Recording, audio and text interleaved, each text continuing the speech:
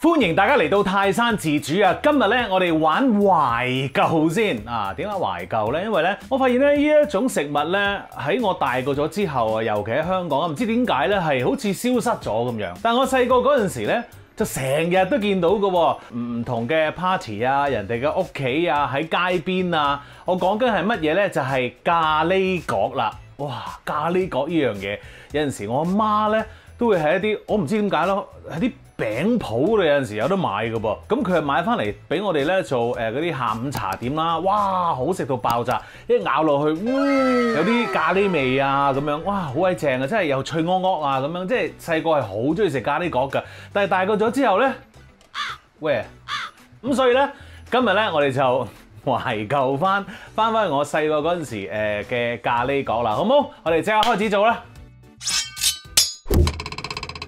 其實咖喱角嘅材料咧係好簡單嘅，首先最主要嘅咧就係薯仔啦。咁我哋咧就要將個薯仔咧烚熟佢先㗎 ，OK？ 咁啊一早咧就刨咗個薯仔啦。咁跟住咧我哋就攞咗一罌水出嚟喎。好，倒走咗浸住水嘅薯仔先，倒走浸住水嘅薯仔。真係紅都面晒啊 ！Anyway， 跟住咧，我哋就將佢放落個煲度啦吓，咁啊嗱，煲薯仔咧，記住就要凍水落。咁跟住咧，就要啲水啱啱蓋過咗個薯仔就得㗎啦吓 OK， 然後我哋加翻少少鹽落去個水度，跟住就攞去烚㗎啦。咁啊烚咧大概25至到30分鐘咧，我哋用把刀仔試。咁啊點樣試先至叫做 ready 咧？我一陣再話俾你聽。煮咗個薯仔先。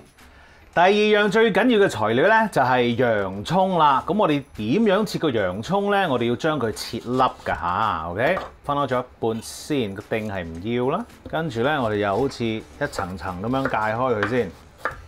切到晒啲洋葱粒之後咧，我哋可以開始煮嗰個洋葱㗎咯，絕對唔使等個薯仔咧 ready 咧先至煮其他嘢㗎。我哋唔好嘥個時間，一齊做 OK。好啦，我哋而家煮個洋葱先，咁咧我哋就開咗個火啦，然後咧我哋會放啲牛油落去㗎，咁呢個咧就係冇鹽牛油。好啦，當牛油起泡嗰陣時咧，我哋可以放啲洋葱粒落去咯喎。咁我哋一路咧都係用中火去煮一煮嗰啲洋葱㗎吓。咁我哋咧就係想煮到嗰啲洋葱有啲咁多啡色，咁跟住咧我哋就會落調味料㗎咯噃。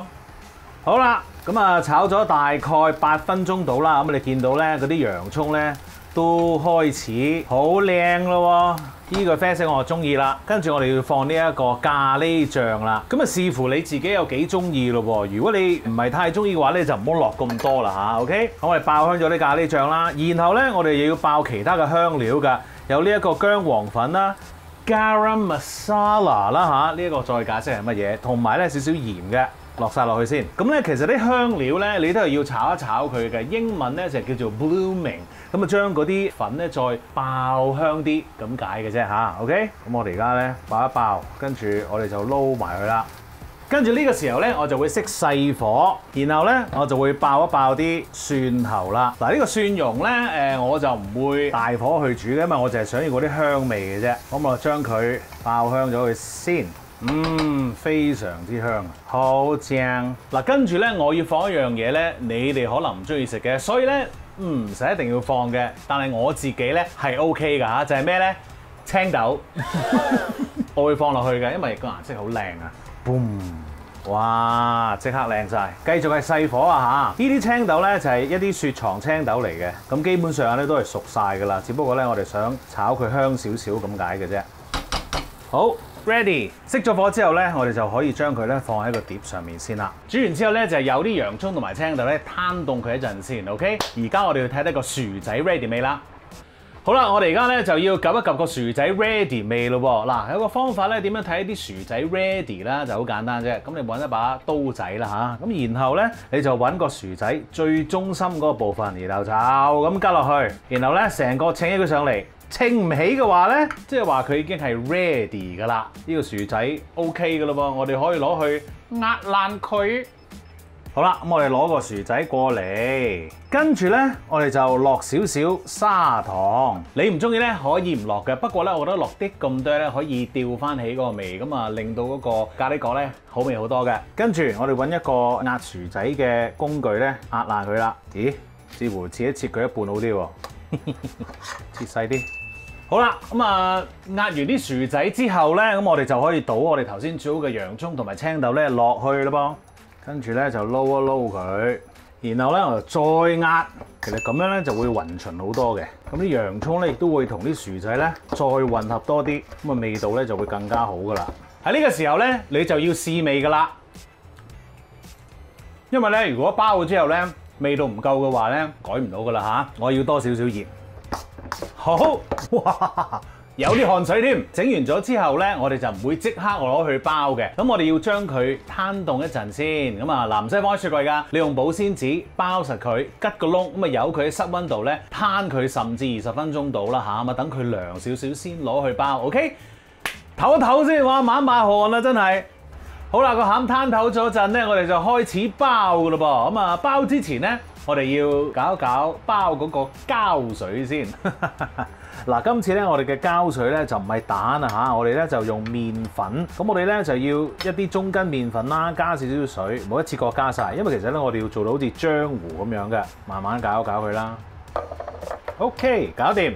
好啦，跟住咧我哋就要搞嗰個咖喱角嘅皮啦。今次咧我哋就用春卷皮嘅嚇，非常之方便啦。各大超市咧都有啲春卷皮賣㗎啦嚇，咁啊就咁買一包，咁啊可以攞嚟整㗎啦。不過咧整呢一個咖喱角咧，就有啲嘢要留意嘅，我哋咧就唔會係用呢個四方框㗎，因為咧如果接三角形咧，長方形接三角形咧係最啱嘅 ，OK？ 咁所以咧我哋要將呢一個四方形咧切一切佢 ，OK？ 咁啊變咗兩個長方形啦，跟住咧攞適當嘅份量啦，我哋咧首先要將最底嗰個三角形對接去到咁樣，咁然後點樣啊？然後咧我哋再接多個三角形，就去到呢啲位㗎咯噃，跟住可以用手真係好似搽白膠漿咁啦，再接多個三角形。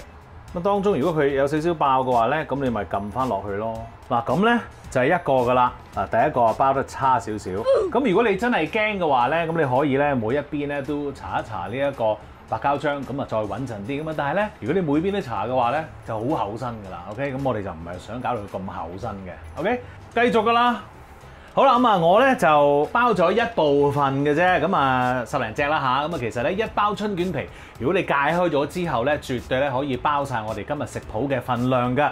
咁如果包唔晒冇所謂啦，咪包隻細隻啲嘅咯，係咪？咁我又覺得咧呢啲咁樣嘅咖喱角咧，其實好啱咧同呢啲小朋友做嘅，因為咧實在太多嘢要包啦。咁啊，亦都係啲親子時間嘅活動啦嚇。你知我啲爸爸係諗呢啲嘢㗎啦。咁啊 anyway， 咁喺我哋等緊個油熱嘅時候咧，不如講少少關於咖喱角嘅歷史俾你聽，好唔好啊？咁其實咧咖喱角究竟喺邊度嚟嘅咧？你可能會話咪喺印度嚟嘅咯咁樣，錯。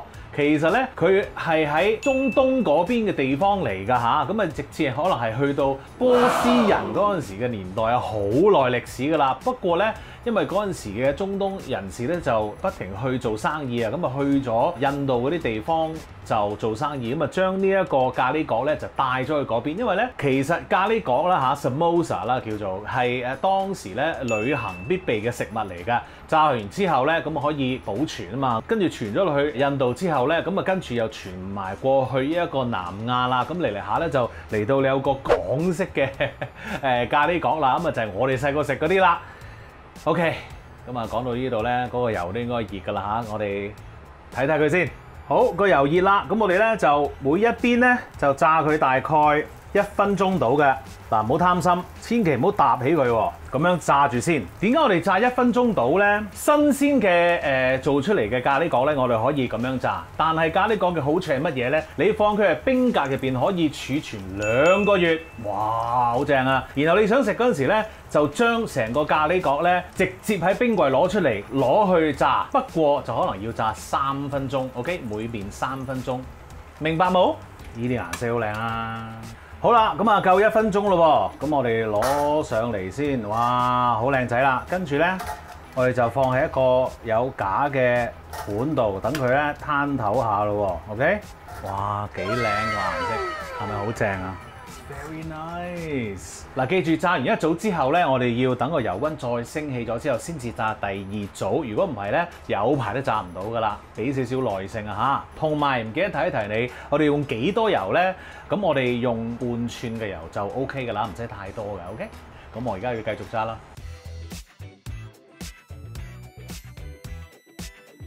哇，真係好香啊！忍唔住要壓一個先。哇，兒時回憶嚟啦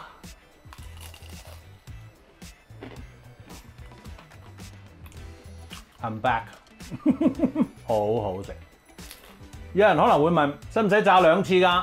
唔使啦，因為咧我哋唔係太厚嘅皮，亦都咧非常之細粒嚇，呢個迷你咖喱果，咁所以1次就夠晒數㗎啦。記住 subscribe 我嘅 YouTube channel 同埋 follow 我嘅 Facebook page， 最好咧就係 like 埋啦嚇。最緊要咧就係即刻整嚟食，因為實在太好食啦。OK， 我食啦，等你啫。